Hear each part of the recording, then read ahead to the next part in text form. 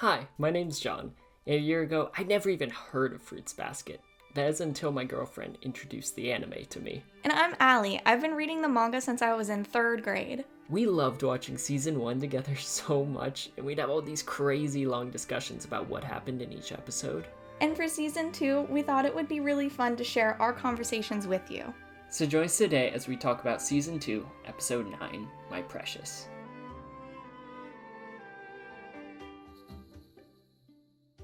So before we get started on this week's Fruits Basket podcast, we wanted to thank you so much for your continued support of this podcast. When we started, we only had 123 subscribers, and now we're well over 500, and we cannot express our gratitude enough. Thank you so much, and even thank you for your support on some of our other videos, like our character case studies, which I just did one the other day about Yuki and how he potentially has PTSD, so if you haven't checked that one out, go check it out. It's really cool, in my opinion. But if you want to see us continuing to give you this kind of content, then make sure you like this video and subscribe to the channel and let us know in the comments. And maybe even ring the notification bell so you never miss another upload. But with all of that out of the way, where are we starting? Okay, so we start out with Kyo, and, we're already just jumping right into it. He's exploring his love for Tohru. They start us there. I have never felt so many things watching Fruits Basket as I did watching this episode. Oh my goodness. So I take it you enjoyed this episode? So many things. I don't react to things.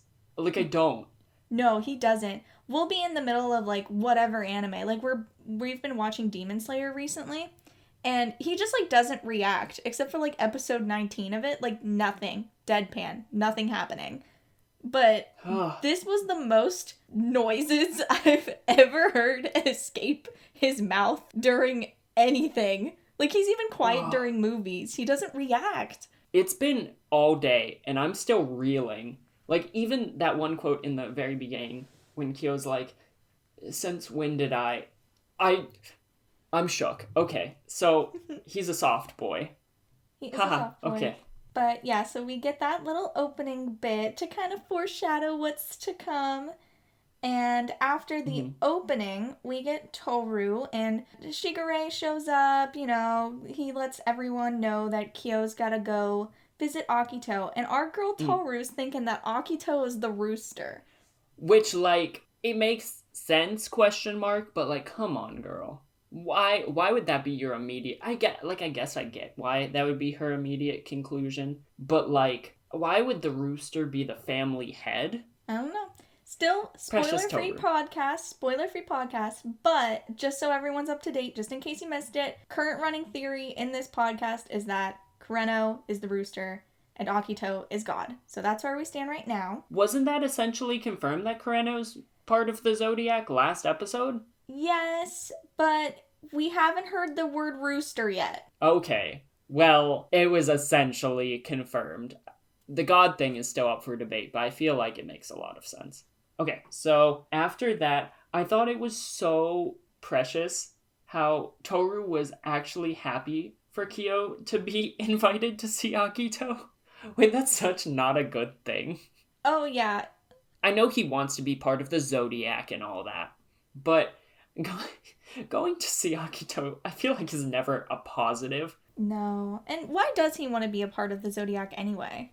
I feel like he wants to be a part of the Zodiac so that he can belong, because he's an outsider to regular people, because he transforms into an animal, and he's an outsider from the Zodiac, because he is a monster, essentially. He turns into the big demon. And in terms of the folklore, he feels like he deserves to belong, and he was tricked by the rat, or Yuki, and so maybe he feels like it's almost his right to be part of the Zodiac. Maybe. What traditionally happens to the cat? Yes, and they get locked up after a while. That was mentioned quite a lot this episode. Yes. And so, can we talk about that? in Yeah, particular? let's go for it. Okay, I have an idea about that. The whole locked up thing. Because I was looking at the first episode recently when they're talking about the Zodiac story. And in the Zodiac story, all of the Zodiac animals are surrounding God in that kind of ritualistic, like, circle thing, right? Okay. And God is holding and, like, petting, well, not petting, it's a still image, but, like, holding the crying cat. And so Akito, later in this episode, is talking about how gonna lock Kyo up and how Akito actually sincerely loves Kyo. And so what if Akito sees him as almost like his personal property? Nothing can interact with the cat but him. The cat is his, and he loves the cat dearly, even though he obviously brutally, mentally manipulates and tortures Kyo and really tears him down. But that's why he cages up the cat. Because he says, I'll visit you. Don't worry. So what if he sees Kyo as his own property? And that's why God holds the cat very close in that first image in the first episode, but while everyone else is surrounding. That's a good theory. I'll take it. Okay, so jumping back, when Kyo shows up at the annex where Akito is, he briefly talks to Yuki. Tell me a little bit about that interaction and how you felt. I feel like him saying he's fed up is really indicative of that interaction, because Kyo gets really angry, as Kyo does, and pretends to punch him. Like, he stops just short of punching Yuki, and Yuki doesn't respond at all. And even Shigure noticed, why didn't you destroy him like usual? Yuki says, I'm fed up. And so I almost feel like they're losing a bit of hostility towards each other, you know? Because before, like, let's go again, why not just go back to episode 1 or 2? There's huge animosity, and they're beating each other to a pulp. Well, Yuki's beating the pulp out of Kyo. Yeah.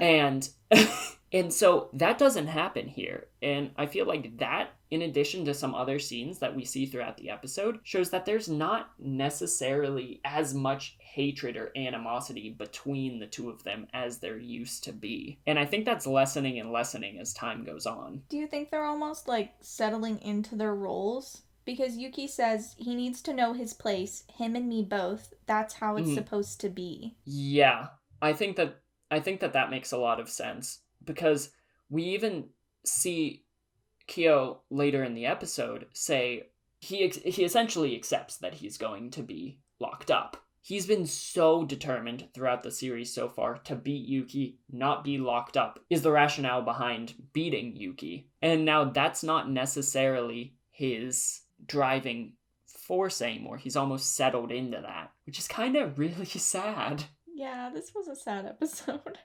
It almost feels like Akito's slowly defeating these boys. Tohru's built them up a lot, but it feels like Akito's slowly breaking them down again. Yeah, it definitely looks that way a little bit. Yeah. Okay, so speaking of getting locked up, Akito and Kyo discuss their bet, and Akito brings up the Wheel of Fate. There's a lot of mentions of how things are intended to be, that this is fate. It's going to happen no matter what.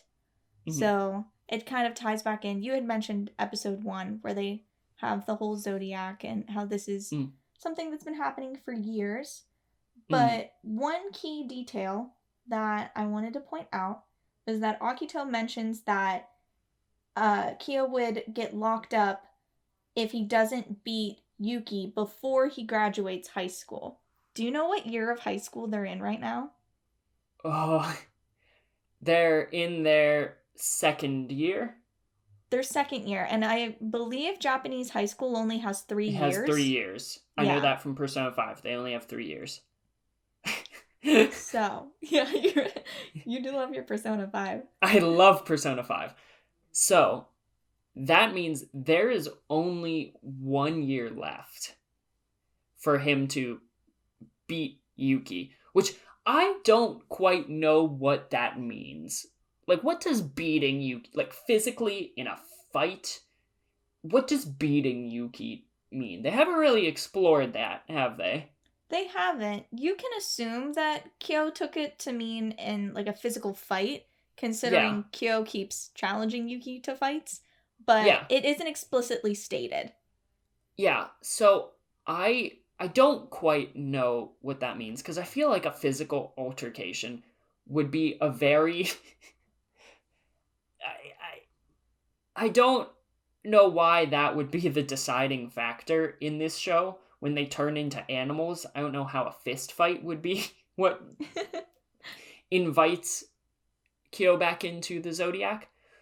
But When Akito is talking about the bet, we get this flashback. Did you notice anything in particular about the flashback? um so I think that something that I didn't know, you're talking about the first flashback when they're actually like making the bet, right? Yeah. Okay. So A, Kyo's being very aggressive with Akito in this situation. But I think he was wearing the same stuff that he was wearing one of the first times we meet him, right? Maybe he was wearing the same red shirt and cargo pants.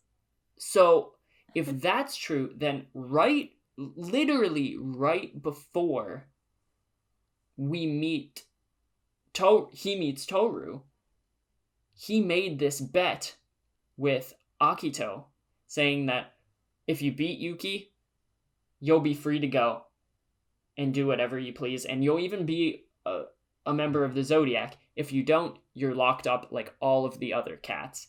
And so that explains why he literally crashed through the ceiling. Yeah, that would explain that one. I love how literally everything is tied together in this show. It really is. I'm happy you're picking up on it. Because that happens a number of times in Akito and Kyo's conversation, that they tie together pieces that you probably haven't thought about in a long time. Yes. Okay, so after that flashback, we get lots of menacing Akito shots, and they all have that painting we talked about in our last podcast behind Akito. That TLDR, doom and gloom. That painting has red spider lilies in it, and it also has a red moon, like lunar eclipse happening. So those both are kind of like bad omens. If you want to hear more about it, please go check out the other video. We talk about it at length, but we don't want to go over it again and waste time. So yes. So we'll put that in the top right-hand corner screen so you can go click on that if you want to. I just love how it's always positioned behind Akito in a very deliberate manner to be like, oh yeah, bad omens, bad things are happening. Yeah. Something else, when they're having that main confrontation between Kyo and Akito's really going in on Kyo, saying, you killed your mom, her death is your fault, and he's having all of these little flashbacks and stuff. We see purple, almost ropes or something enveloping the two of them as they're touching each other. And I feel like we see these ropes, again, going back to that first episode of the anime, we see very similar looking ropes all kind of connected all throughout like the scene when we're looking at the entire Zodiac. And so I can't pinpoint whether or not these were just for effect or if these were magical Akito powers. I don't think that they were actually there. I don't think that they were visible.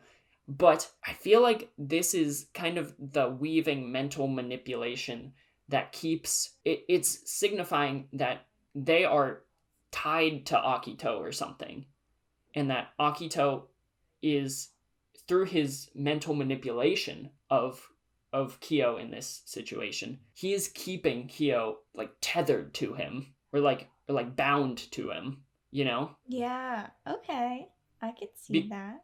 Because Kyo was trying to vehemently escape, but then after this, he does that U-turn and kind of accepts his fate almost once we see these, not immediately, but once we see these purple ropes starting to envelop them. Mm-hmm. And so I feel like there's some bad juju going on there. Straight up bad Akito juju. Yes. Oh my gosh, Akito's kind of creepy in this. Like, there was that fisheye effect that was really spooky. And then Akito terrified me in this episode. Oh yeah, Akito was creepy. Especially that smile that Akito gave when Kyo finally gives in. So creepy. Yeah. But, okay, symbolism time with Ali.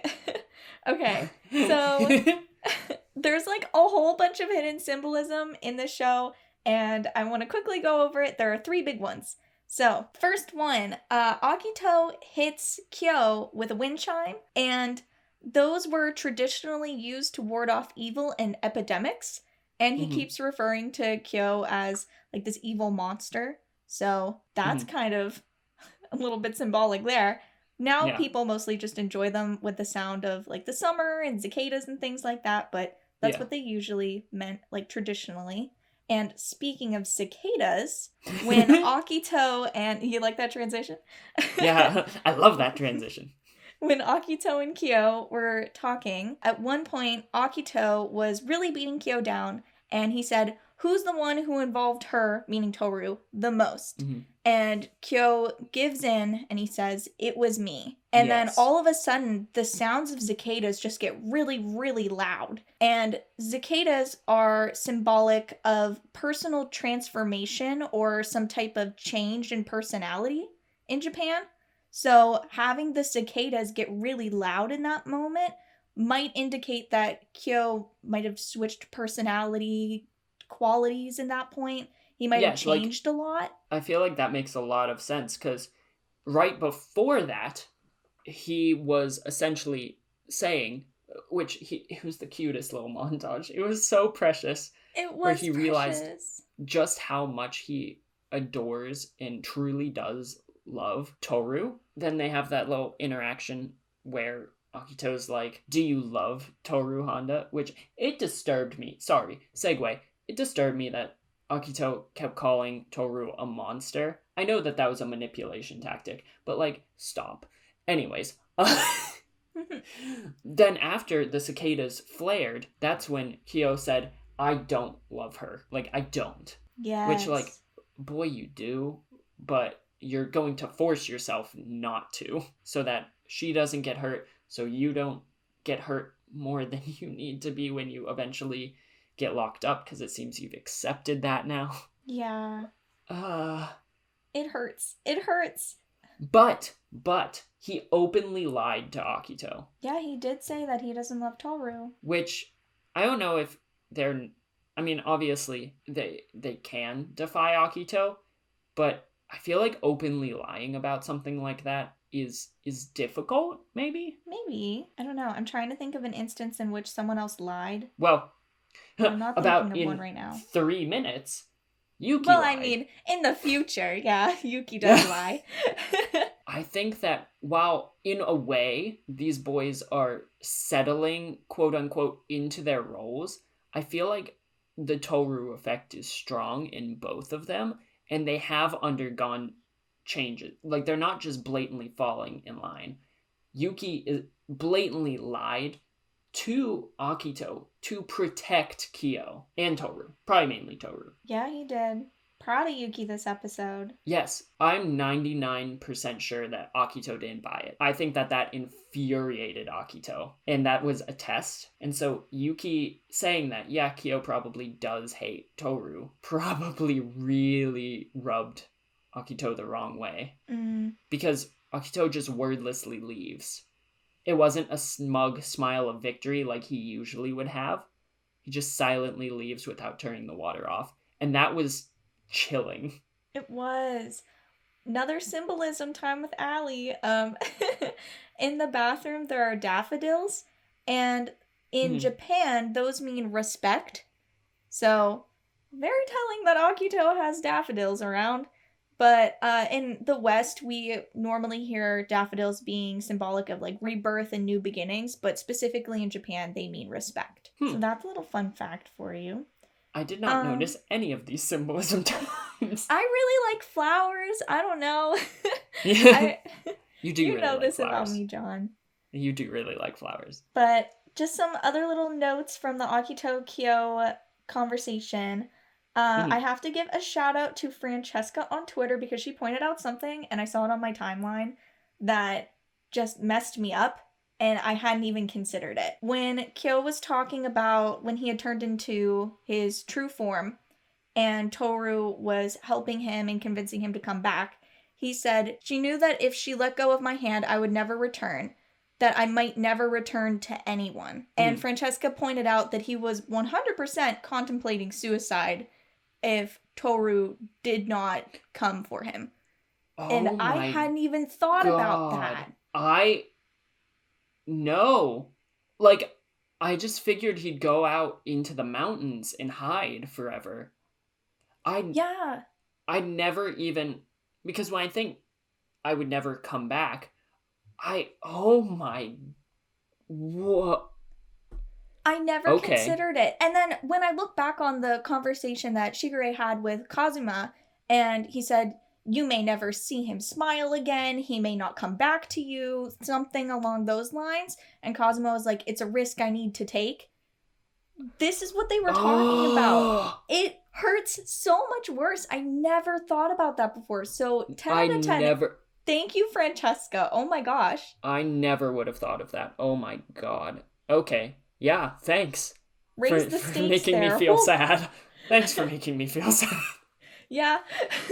But that was my last little note on Kyo and Akito, other than, oh my goodness, do I love, as a shipper, as a Kyoru shipper, hearing Kyo say, like, 3 or 4 times, "I love Tohru." Just, We skipped over a pretty big chunk there. Okay, well, if you want to talk about it, go ahead. Okay, I do. I quite do. So, with the whole blaming Kyo for his mom's death thing. Okay, well, we've talked about this before, but go ahead. Let's go. Have we? Not in this episode, but in prior episodes, so. Okay, so we finally see what happens to Kyo's mom, and she gets hit by, it looks like a monorail or something, like a train, something like that. Mm-hmm. And so essentially she committed suicide. So it confirms that beast form Kyo did not kill mother, purely suicide. So that's a detail that we have 100% confirmed now. But we see a number of times throughout the episode him looking at a bloody body, right? Yes, I was going to bring this up later, but go ahead, go. Okay. Who's the bloody body? The bloody body he's looking at is 100%. Now that they'd alluded to this in the first season, in the funeral episode, but it's 100% confirmed that he has a relationship, or had a relationship with Kyoko. Mm-hmm. And I think that the bloody body is Kyoko's, not his mother's, that he's flashing back to. And that's because, okay, so if his mom got hit by a train, she probably would have either been carried, this is morbid, but been carried away or kind of launched away, you know? She wouldn't be directly in his line of sight unless he ran over, you know? Okay. In addition to that, I paused the episode when they showed the face, and it was 100% Kyoko's hair and her face. And so he was there. He had a relationship with Tohru's mom, and he was there when she died. Okay. That is my... I feel confident in saying that. Now that we're on the topic of Kyoko, when he's going through memories of her later in the episode, he says, like, a man's promise... Mm-hmm. And then he follows that with, "I couldn't keep it." Yes. What was the promise? Why couldn't he keep it? And do you think that's related to why Kyoko says, "I can't forgive you," or "I won't forgive you"? So I have a firm theory on this. So I think that, because he was clearly getting close with Kyoko. Kyoko had shown him the picture of Tohru, and so he knew actively about Tohru before this point. And so what I think that the promise is, because the "I can't forgive you" kind of threw me for a loop, because I was like, that sounds kind of aggressive, you know? And so I think the "I can't forgive you" is in regards to the promise saying that if something happens to me, you take care of Tohru. And if you don't, then I cannot forgive you. And so him saying, I couldn't keep my promise, is him accepting that he's going to be locked up forever and won't be able to care for Tohru like he promised Kyoko before she died. So I don't think that those were like her dying words or anything. Like, I can't forgive you, even though that's what they want you to think because they make her say that when she's dead. But he's realizing in this moment, I won't be able to care for Tohru like I promised Kyoko. And so that's a lingering regret of his that he can't keep his promise to her dead mother. Okay, good theory, good theory. I'll take it. You mentioned that Kyoko had shown Kyo a photo of Tohru. Yes. And when she shows Kyo the photo of Tohru, she says that she believes that she's caused Tohru a lot of sadness. Why do you think she said that? This is like baby Tohru. I feel like it has to do with Tohru's dad. For some reason, I keep going back to the dad because from Tohru's perspective, her mom was the bomb.com. Like, she adores her mother and would never think anything poorly of her or that her mom made any like mistakes, right? That's true. Even when she was in a gang, Tohru thinks of it pretty highly.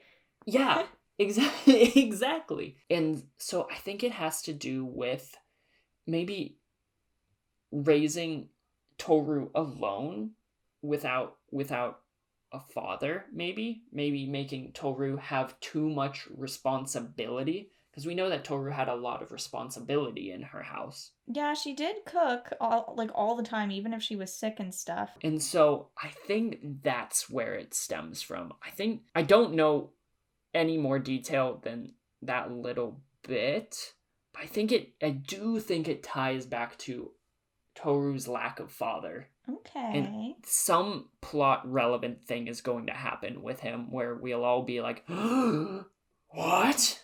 Maybe. Okay. 2 last little notes that Okay. I have, at least, unless you have more. When Kazuma and Kyo were talking, and they're talking about the flower and how Kyo steps on it and all that kind of stuff, when do you think that happened? 2 things about this. That was my favorite scene of this like season so far. Everything about it was perfect. I loved that. The music hit perfectly. Like, all of the beats, like, anytime anything happened, it just was on point. Like, you were watching with me, you heard me audibly getting excited. And like we've already addressed, that doesn't happen to me. And so the audio in this episode was just phenomenal. The audio direction. Props to the audio director. But in terms of your question, I think that happened, when he was on the mountaintop, like screaming? Wait, when? When he was training in the mountains. Oh, okay. So Yeah. You think it's the time period in which he was training in the mountains, and he did that for like 4 months before he met Tohru. Yes. Okay. I think that's when it happened, and I think that the anguish was caused by Kyoko dying. Because Kyoko hasn't been dead since he was like a child or whatever. It's still fairly fresh for everyone. It's only been a little over a year now, right? Yeah, they celebrated her 1-year anniversary of her passing in season 1. So think it was spring then. I think he went to the mountains after seeing that. And so I think that this hope thing, where he's telling him that hope will always spring up, which Kazuma, best dad. Amen.